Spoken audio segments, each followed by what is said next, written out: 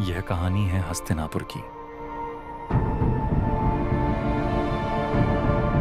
जहां राजा शांतनु का प्रेम गंगा से हुआ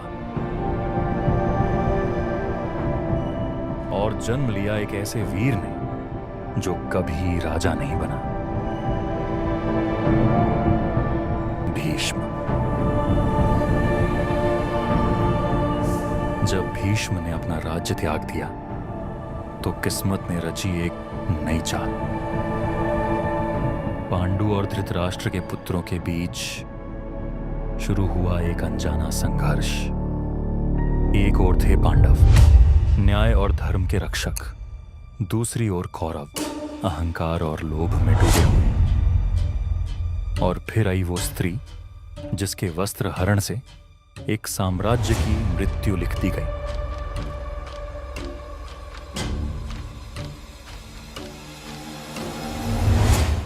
द्रौपदी।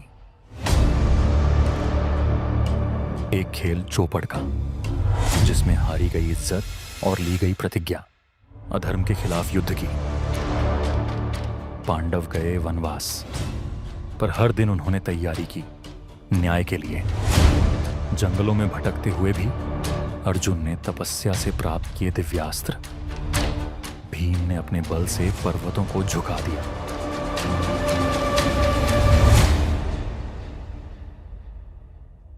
और वहीं कृष्ण ने अपने रूप में प्रवेश किया, न केवल मित्र बल्कि मार्गदर्शक और युद्ध के वास्तविक सारथी बनकर।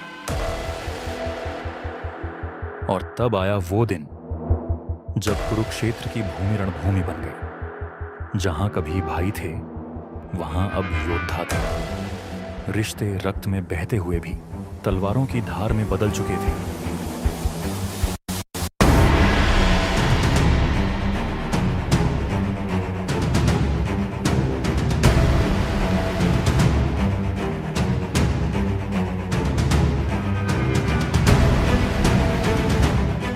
जब अर्जुन के हाथ कांपे और आंखों के सामने अपनों की छवि आई, तब कृष्ण ने स्मरण कराया,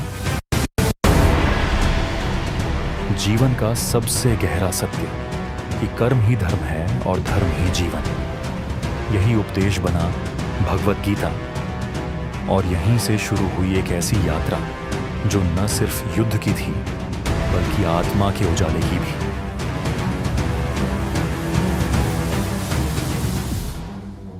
हर धर्म युद्ध में मूल्य चुकाना पड़ता है। अभिमन्यु, जो अधूरे ज्ञान के साथ चक्रव्यूह में गया, लौटकर नहीं आया। कर्ण, जो सच्चाई के सबसे करीब था पर पहचान के सबसे दूर, वो भी गिर गया।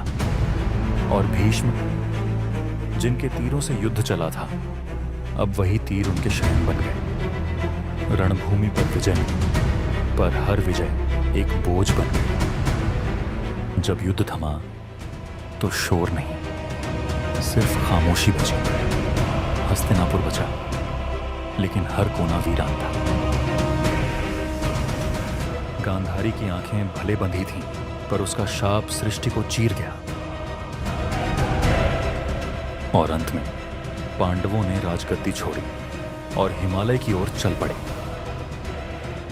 जहां न शौर्य था न यश, सिर्फ मौन था और मोक्ष की खोज।